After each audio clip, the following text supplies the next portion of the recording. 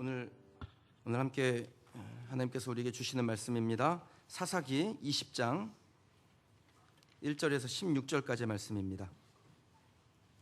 사사기 20장 1절에서 16절까지의 말씀.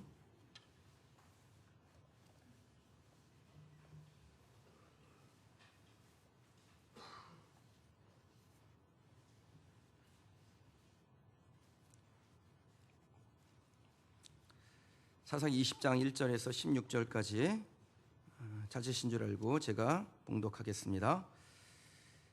이에 모든 이스라엘 자손이 단에서부터 브엘세바까지와 길르앗 땅에서 나와서 그 회중이 일제히 미스바에서 여호와 앞에 모였으니 온 백성의 어른 곧 이스라엘 모든 지파의 어른들은 하나님 백성의 총회에 섰고 칼을 빼는 보병은 40만 명이었으며 이스라엘 자손이 미스바에 올라간 것을 베냐민 자손이 들었더라.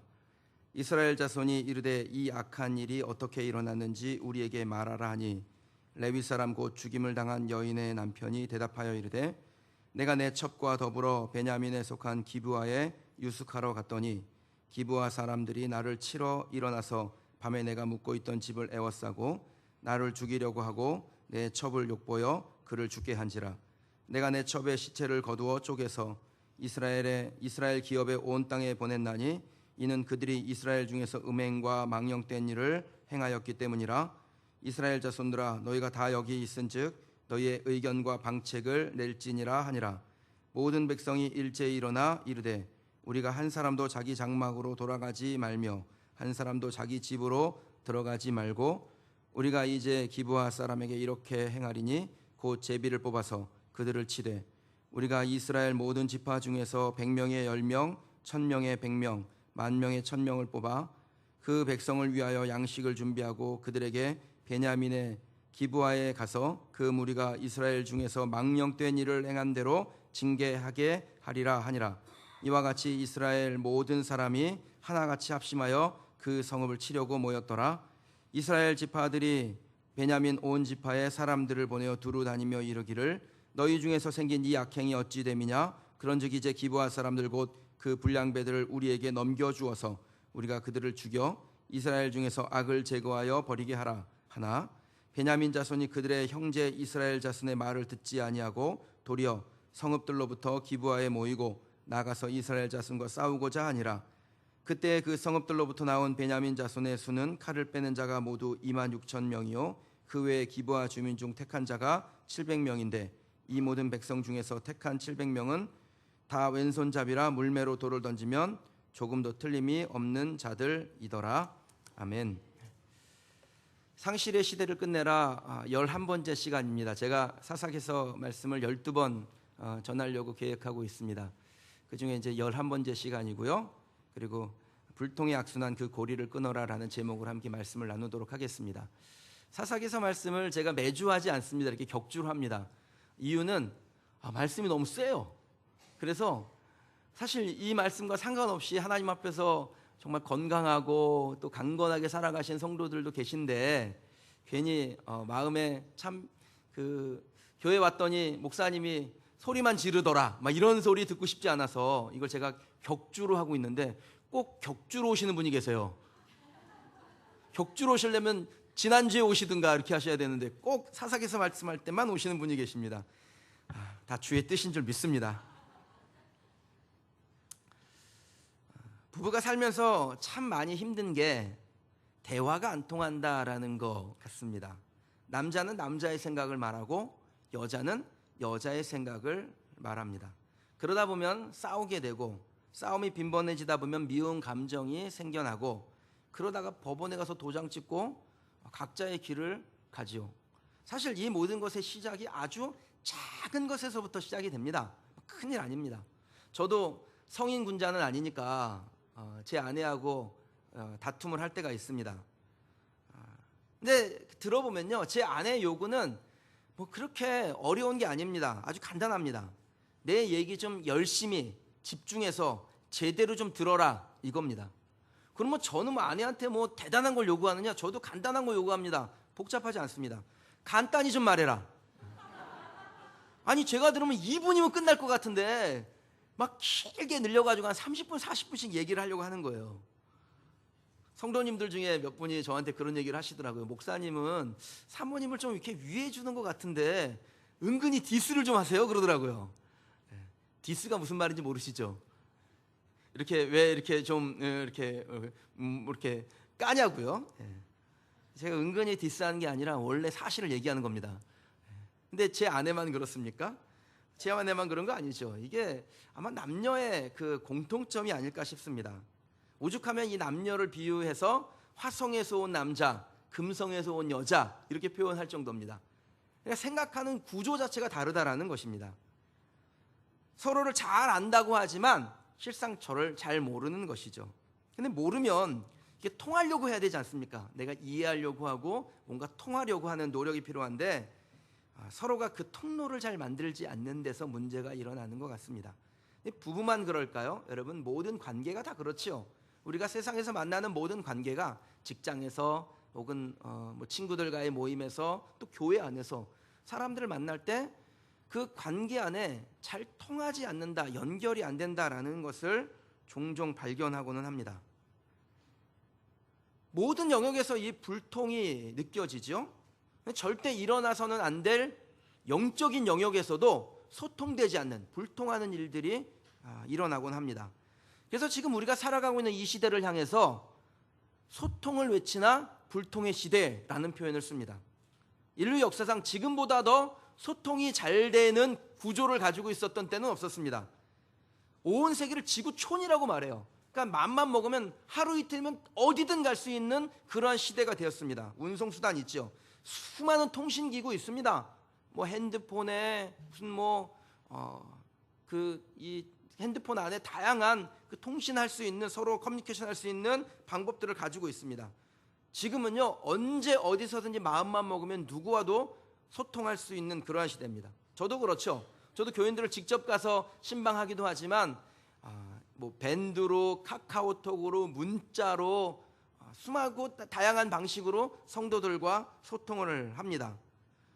이렇게 소통의 도구가 많아졌는데 실제로 그리고 소통도 많이 일어나고 있는데 그럼에도 불구하고 우리가 사는 시대를 불통의 시대라고 하는 이유는 도대체 무엇일까요?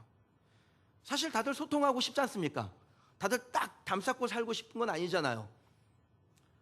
여러분, 남편과 혹은 아내와 부모와 자식과 교우들과 나는 절대로 소통하지 않을 거야, 그런 마음으로 사는 분들은 없지 않습니까? 다들 소통의 도구들을 이용해서 서로 이야기들을 주고받고 마음을 나눕니다. 그런데 소통이 안 돼요. 왜 불통이 됩니까? 여러분, 그 이유는 무엇일까요? 가장 큰 이유는 서로 다름을 틀림이라고 말하기 때문에 그렇습니다. 각자 가진 생각이 다를 수 있죠. 다르다는 게 정상이라고 봅니다. 그런데 그건 틀렸다라고 생각하며 내가 가진 생각을 주입시키려고 하고 관철시키려고 하다 보면 소통은 사라지게 되고 불편, 다툼, 분열로 이어지는 불통의 결과를 우리가 만나게 되는 것입니다. 중요한 것은요, 소통의 도구를 갖는 게 아닙니다. 내가 스마트폰 갤럭시 S6, 아이폰 6 플러스 막 이런 거 좋은 거 갖고 있다고 해서 소통이 저절로 되는 게 아니라는 겁니다. 소통의 도구가 아무리 많아도 우리가 이기심을 버리지 않고 상대방을 인정하려 하지 않으면은 결국에는 소통의 도구로 불통의 길을 여는 겁니다. 말로는 서로 소통하자고 하면서 상대방을 무장해제시키려고 한다면 그건 결국 불통으로 가게 되어져 있습니다. 회의 시간이 없어서 서로가 소통하지 못하는 것일까요? 핸드폰이 없어서 그렇습니까?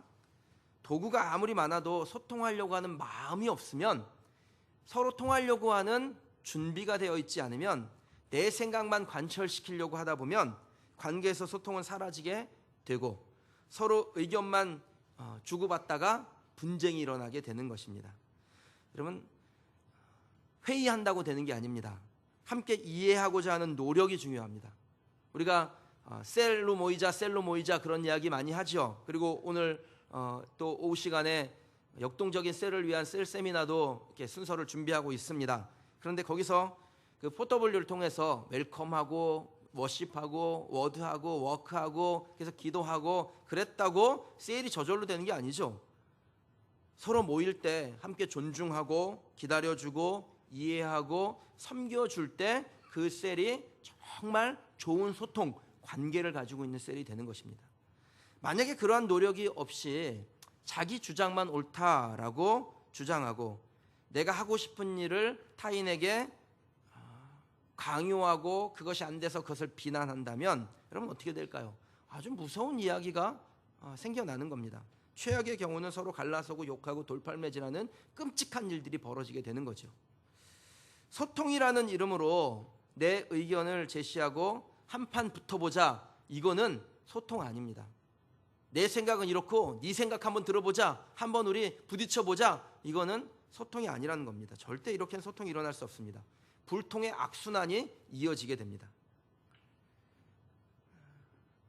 여러분 혹시 우리에게 불통의 관계가 있다면, 어려운 일이 있다면, 소통되지 않는다면 혹시 이런 엇비슷한 일들이 우리에게 일어나거나 일어나게 될 때 우리는 어떻게 해야 되는지 오늘 말씀 가운데서 귀를 기울이며 방법을 발견해 보시기 바랍니다.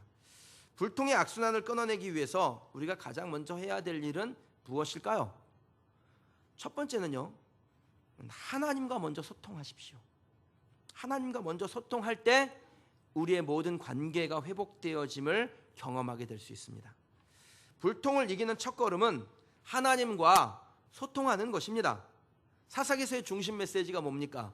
그때 왕이 없으므로 그들이 각기 자기 소견에 옳은 대로 행하였다.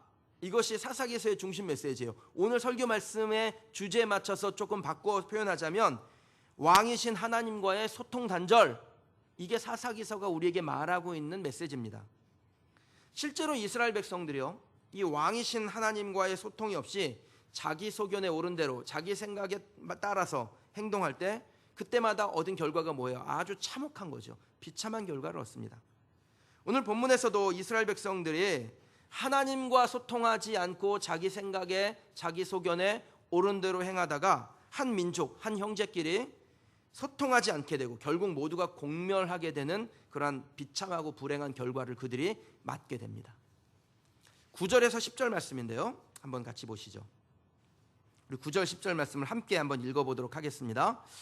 모든 백성이 일제히 일어나 이르되 우리가 한 사람도 자기 장막으로 돌아가지 말며 한 사람도 자기 집으로 들어가지 말고 우리가 이제 기브아 사람에게 이렇게 행하리니 곧 제비를 뽑아서 그들을 치되 우리가 이스라엘 모든 지파 중에서 100명의 10명, 1000명의 100명, 10,000명의 1000명을 뽑아 그 백성을 위하여 양식을 준비하고 그들에게 베냐민의 기브아에 가서 그 무리가 이스라엘 중에 망령된 일을 행한 대로 징계하게 하리라 하니라.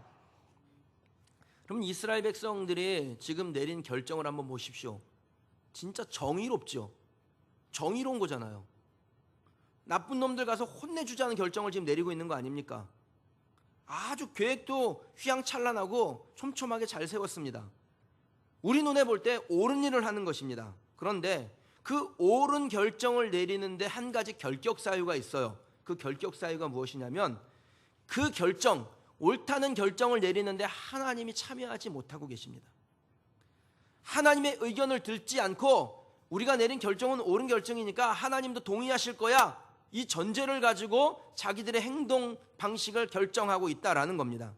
여러분 착각하시면 안 됩니다. 우리 소견에 옳은 것을 하나님께서 다 지지하신다라고 착각하시면 안 됩니다. 내가 볼 때 이건 정의로운 거예요. 옳은 겁니다. 그런데 그 옳은 일이라고 하나님이 동의하신다라고 생각하면 안 되는 겁니다.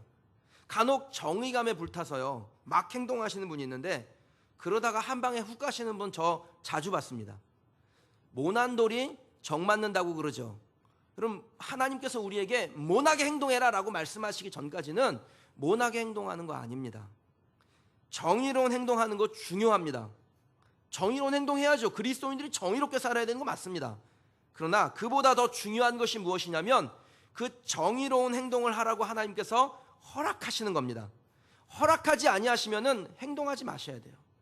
정의로운 행동하는 거 전 해야 된다고, 당연히 해야 될 행동이라고 전 생각합니다. 다만 그 정의로운 행동을 하는 것을 하나님께서 허락하실 때까지 정의를 붙잡고 계셔야 되는 거예요. 그게 바로 하나님께서 오늘 우리에게 말씀하시는 겁니다. 그럼 남편이 바람을 폈습니다. 아니 이번에는 아내가 바람 핀 걸로 할게요. 남편만 자꾸 바람을 피니까 뭐 드라마를 봐도 무슨 뭐 소설을 봐도 남편만 바람을 펴요. 이번에는 아내가 바람을 폈다고 할게요. 아내가 바람을 폈습니다. 그럼 어떻게 하면 됩니까? 정의는 무엇입니까? 가서 부정을 저지르는 사람을 반 죽을 때까지 패버리는 겁니까? 법원으로 끌고 가서 위자료 왕창 물게 하고 그리고 도덕적으로 망신을 주면 이게 정의로운 겁니까? 정의로워 보이죠? 이게 정의 같습니다. 그런데 하나님께서 참으라고 하시면 어떻게 하실 겁니까? 하나님께서 우리를 향해 정의라고 생각했는데 그거 잠깐 멈추고 좀 기다려봐, 내가 할 거야 라고 말씀하신다면, 여러분 하나님을 향해서 하나님은 참 정의롭지 못하신 분이군요, 이렇게 하나님 비난하시겠습니까? 중요한 것은 우리의 속을 시원하게 하는 게 아닙니다. 하나님의 속을 시원하게 하는 거죠. 그리고 하나님의 속을 시원하게 하려면 하나님의 속이 무엇인지를 알아야 됩니다. 하나님의 속이 무엇인지를 알려면 하나님께 나아가서 하나님께 물어봐야 해요. 가끔 제 아이가 와서 저를 안마해 줄 때가 있습니다. 막 지 맘대로 주물러요. 그냥 주무르고 싶은데, 그러니까 지 편한 대로 주무르는 거죠. 편한 대로 주무르고 꼭 하는 말이 있습니다. 아빠 시원하지 그래요. 시원하기는 하나도 안 시원해요.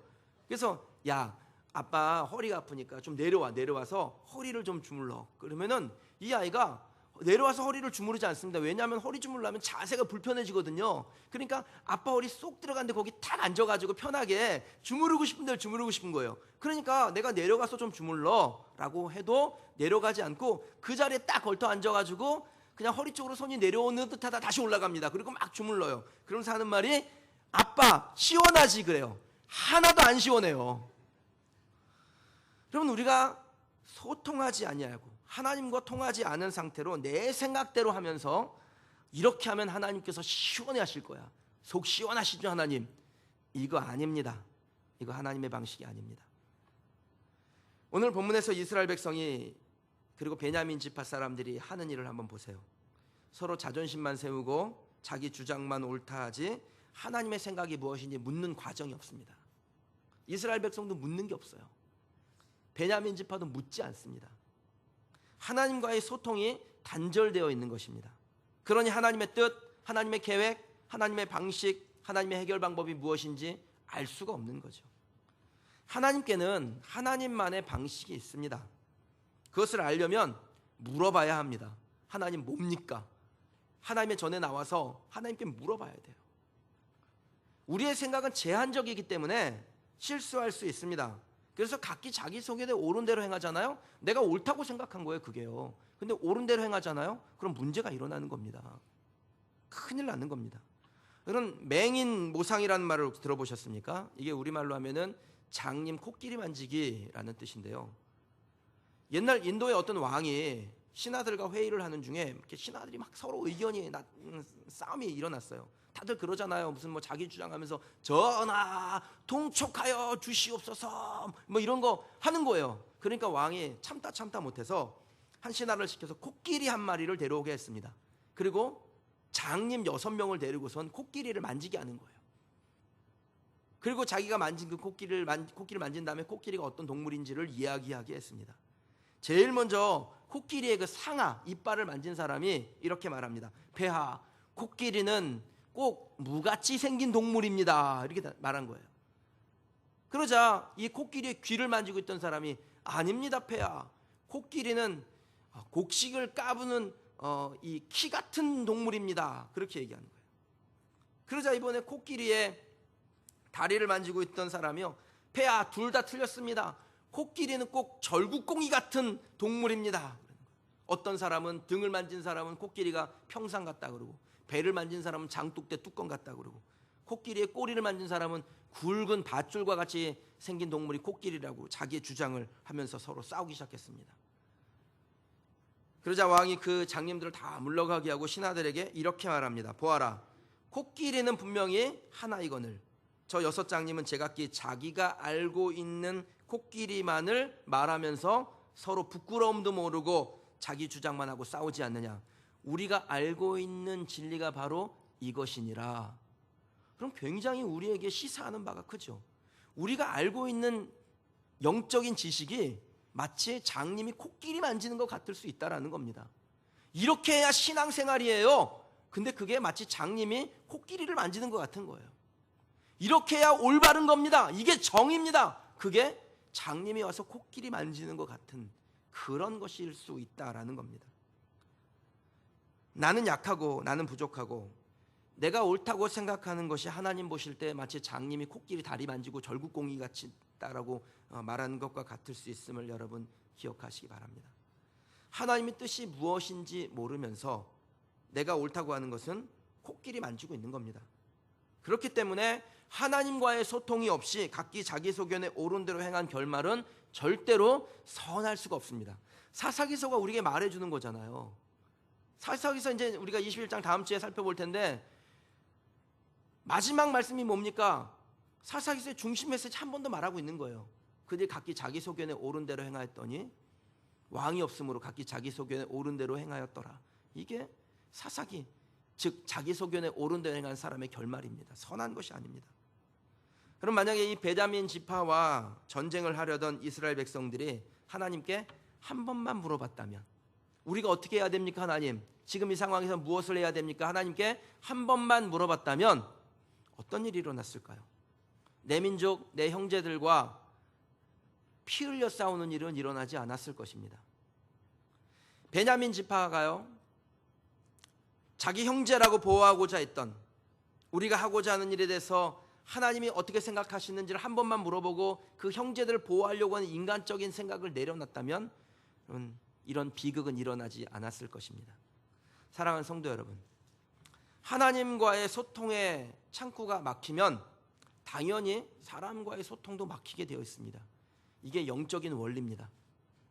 예수님께서 우리에게 가르쳐 주신 게 무엇입니까? 우리가 땅에서 매면 하늘에서도 매일 것이고, 우리가 땅에서 풀면 하늘에서도 풀리는 겁니다. 하나님과의 관계가 회복되면 땅도 풀리고, 그리고 그 땅에서의 관계를 풀어나가면 하나님과의 관계도 풀리는, 즉 진정한 소통이 일어나게 되는 겁니다. 사람과의 소통이 막혔을 때요, 여러분 그 사람에게 가기 전에 먼저 하나님께 나오는 일을 하시기 바랍니다. 혹시 여러분이 어떤 관계든지 소통이 단절되어져 있는 그 관계의 불통에 빠져 계세요?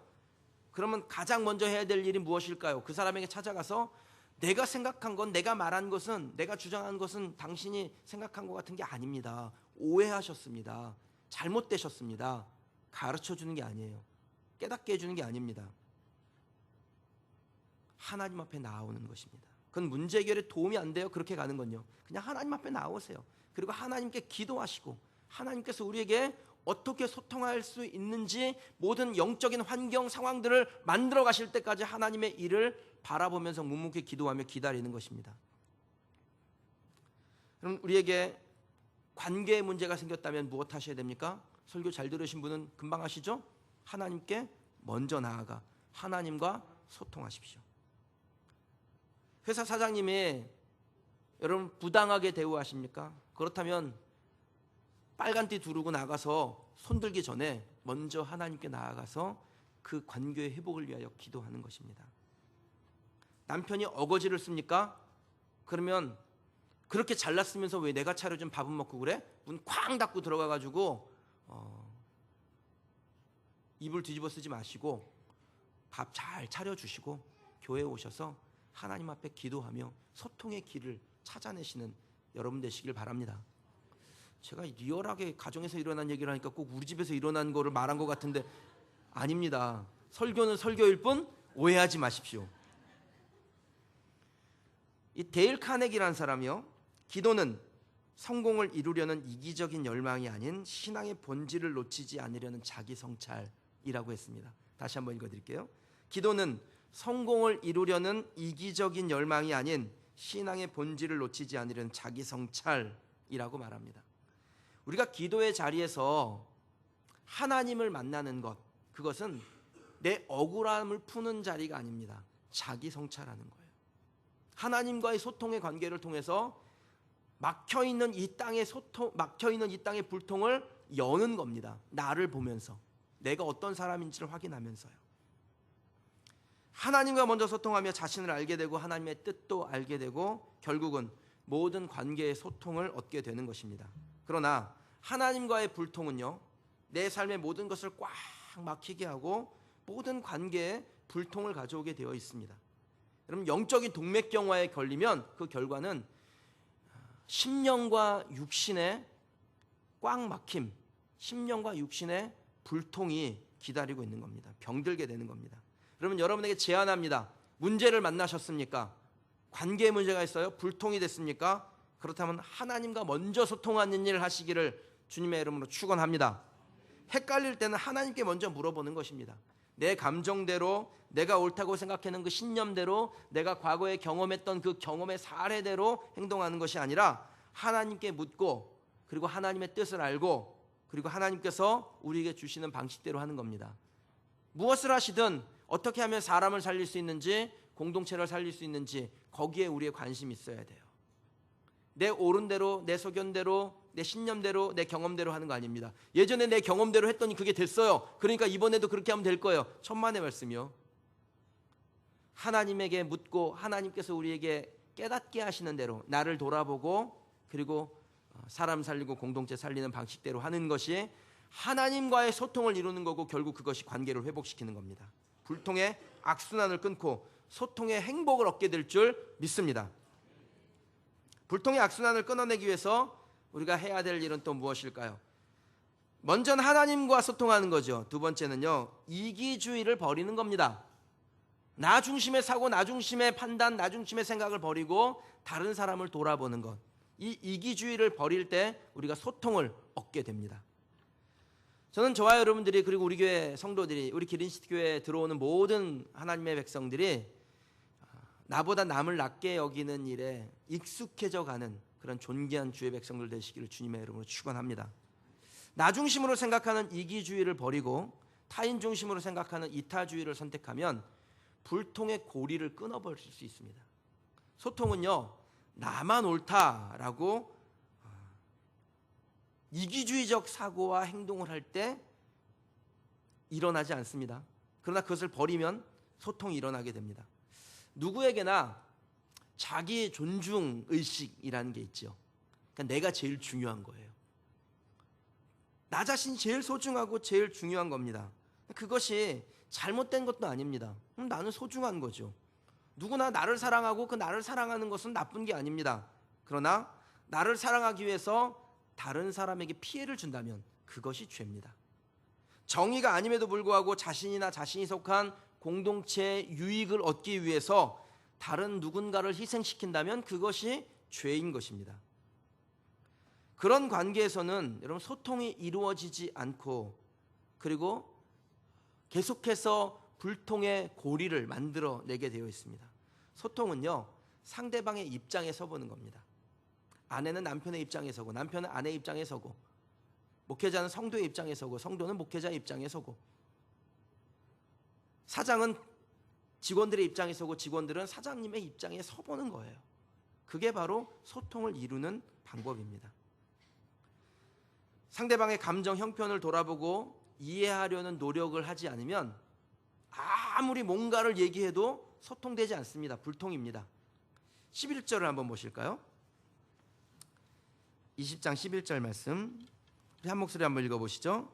이와 같이 이스라엘 모든 사람이 하나같이 합심하여 그 성읍을 치려고 모였더라.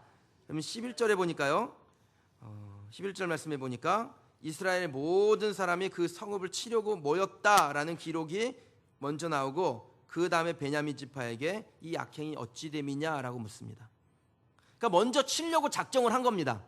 이스라엘 백성들이 이 베냐민 지파를 한번 혼을 내줘야지, 완전 무장해제 시켜버려야지 하고 작정하고 나서 물어보는 겁니다.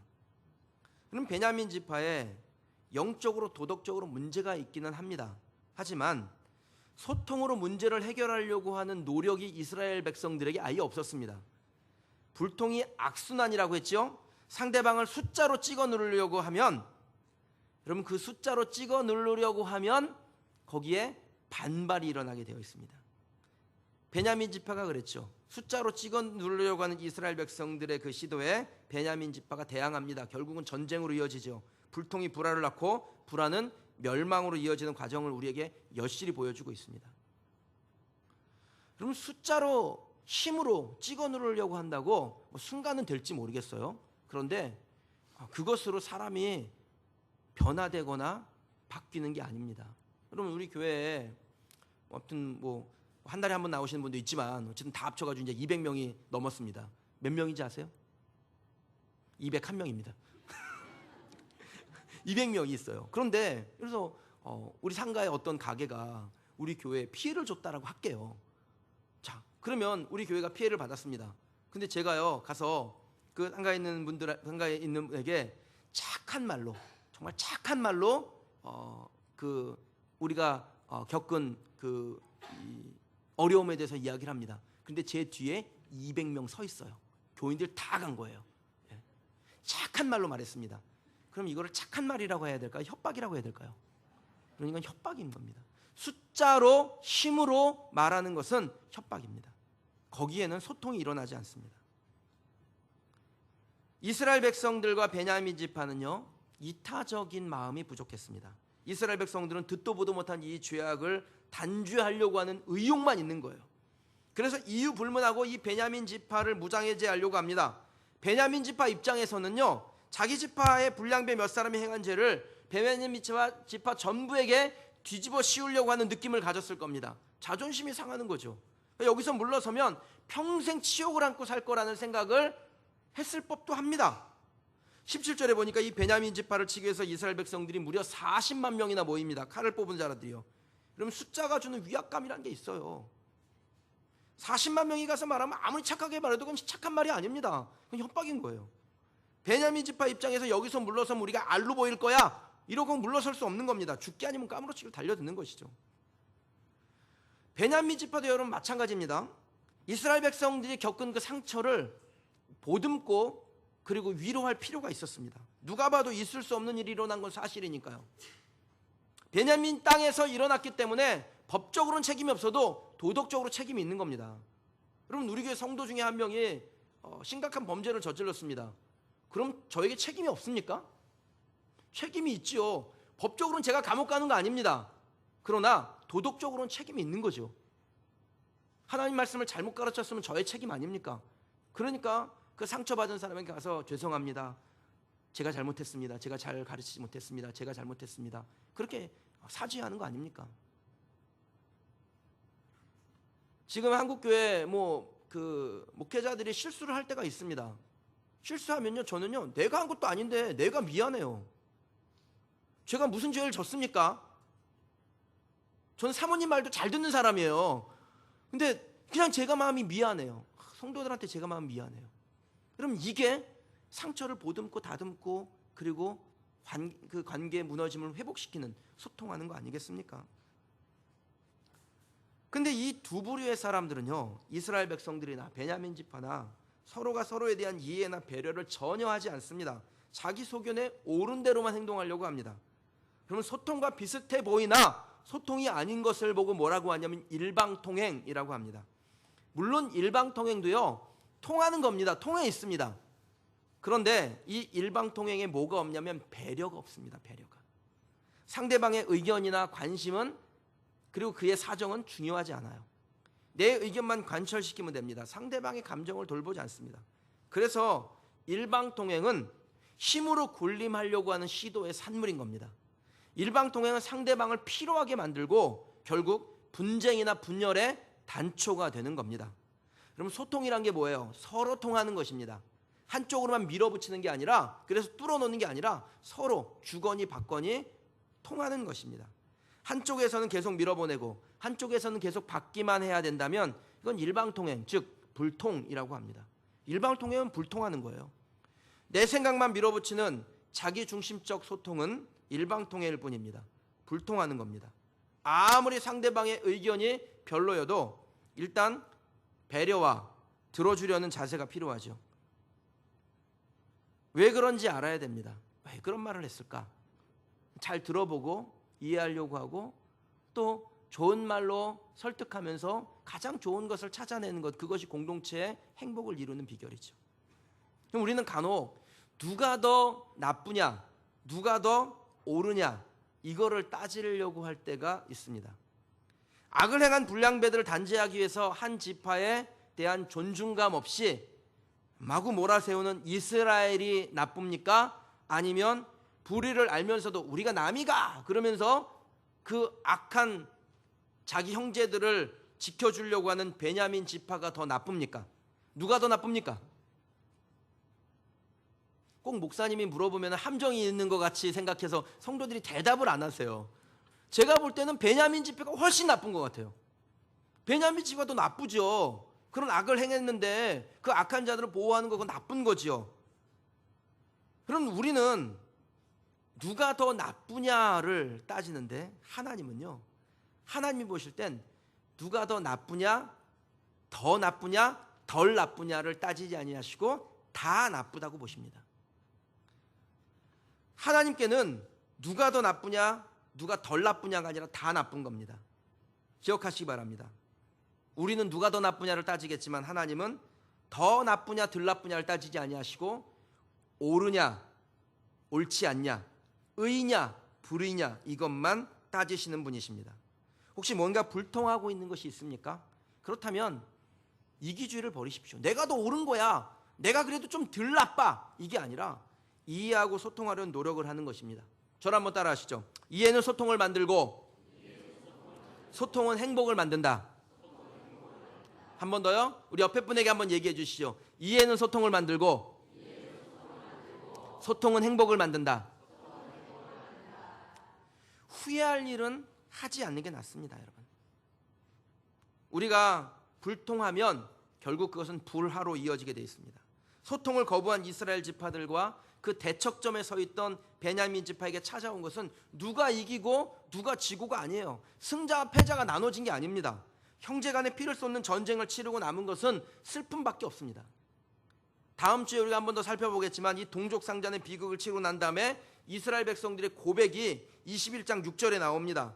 이스라엘 자손이 그들의 형제 베냐민을 위하여 뉘우쳐 이르되 오늘 이스라엘 중에 한 지파가 끊어졌도다. 자신들의 행한 일을 후회하고 마는 겁니다. 그럼 후회할 일은 하지 마세요. 진짜 하지 마셔야 됩니다. 싸우고 난 다음에 남는 것은 이기든 지든 심장의 벌렁거림하고요, 그리고 후회할 일밖에 없습니다. 관계라는 것이 마치 유리병과 같아요. 이 유리병과 같아서 일단 깨지면 아무리 그 조각을 모아가지고 다 붙여도 원상복구가 안 됩니다. 관계는요. 간혹 마음에 있는 대로 다 쏟아붓고 난 다음에 그러시는 분 있잖아요. 나 뒤끝 없는 거 알지? 난 다 잊을 거야. 그분만 잊으면 뭐예요? 상대방이 뒤끝이 장렬하셔가지고 그냥 기억을 촘촘히 하고 계신데. 제가 어저께 그 여우사셀 지체들하고 같이 그 위에서 바베큐 파티를 했습니다. 아주 그냥 첫 모임을 하니까 너무 좋더라고요. 젊은이들하고 모여서 막 하니까요. 그러면서 얘기가 나왔는데 이렇게 제 그 연애할 때 이야기가 나왔어요. 다들 뭐 젊으니까 아직 결혼한 커플이 한 커플, 그다음에 결혼하지 않은 커플이 한 커플 있고 또 두 형제, 한 형제 한 자매 이렇게 6명인데 얘기를 나온 거예요. 그래서 제가 연애할 때 아직 좀 성숙이 덜 돼서 제가 이렇게 못된 짓 한 거를 이렇게 얘기하는데 제 아내가 그 못된 짓 했던 거를 15년, 20년도 더 된 이야기를 기억해가지고 그 얘기를 이 젊은 친구들한테 해주는 거예요. 그러면서 와, 사람의 뒤끝이라는 게 정말 똑바로 살아야겠구나. 예. 제가 이 자리에서 다시 한번 회개합니다, 사모님. 예.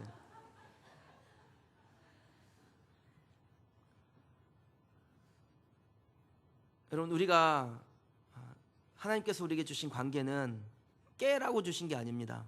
관계는 두들겨 패가지고 이 내공을 키우라고 주신 게 아닙니다. 잘 보호하라고 주신 줄 믿습니다. 잘 보호하라고 주신 겁니다. 찰스 쉘던이라는 분이 쓴 예수님이라면 어떻게 하실까, 아마 여러분들 읽어보신 분이 있을 것 같습니다. 이 책에 나오는 내용이죠. 어느 날 설교 준비에 이렇게 한참이셨던 그 맥스웰 목사님이라는 분이 계셨는데 설교 준비를 하는데 어떤 남자가 찾아왔어요. 어떤 낯선 남자가 찾아왔는데 그는 오래전에 직장을 잃어버리고 그리고 돈이 없어서 사랑하는 아내가 약 한 번 못 쓰고 병으로 죽고 자기에게 딸이 하나 있었는데 그 딸을 기를 능력이 없어서 그 인쇄공을 하던 사람이 있는데 다른 인쇄공에게 잠시 맡겨놓고 일자리를 찾으러 다니는 그런 사람이었습니다. 근데 여기저기 일자리를 찾아다니는데 누구도 그를 반겨 맞아주는 사람이 없는 겁니다.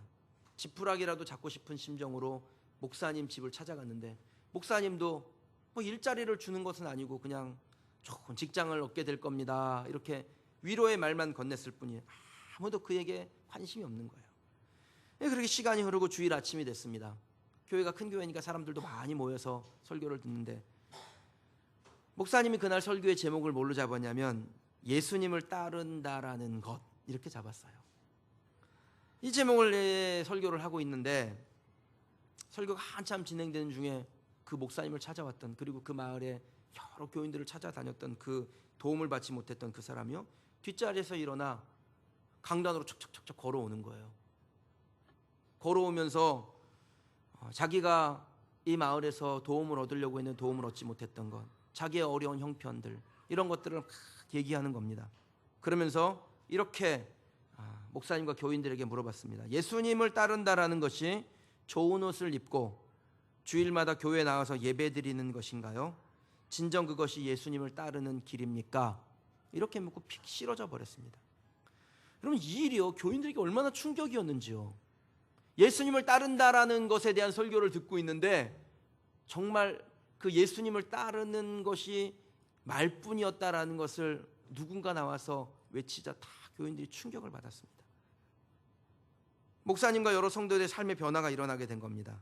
그래서 그들은 신앙인으로 산다라는 것이 무엇인지 실천하기 위해서 무슨 일을 할 때마다 예수님이라면 어떻게 하셨을까? 이 질문을 스스로에게 던지기 시작했습니다. 그리고 그 가르친 대로 사는 겁니다. 한 신문사 사장님은요, 그 편집장에게 신문에 그 유익이 되지 않는 기사는 신문에 실지 말라고 지시를 내립니다. 그러자 신문이 팔리지가 않아요. 결국 신문사는 경제적으로 어려움을 당하게 됩니다. 그때 그 신문을 파는 신문팔이 소년들이 있지 않습니까? 그 소년들이 신문을 못 파니까 신문사 앞으로 몰려온 거예요. 하루하루 먹고 사는데 신문을 못 파니까 살 길이 없으니까. 그러니까 신문사 사장님이 자기 사비를 털어서 그 소년들에게 월급을 주는 그런 장면이 기록이 되어 있습니다. 성악으로 아주 아름다운 목소리를 내는 레이첼이라는 여성 성악가는 돈 많은 사람들의 귀를 즐겁게 해준 자리에서 노래하는 거 말고 복음을 전하는 일과 불쌍한 사람들에게 사랑과 희망을 전하기 위해서 자신의 아름다운 목소리를 사용합니다.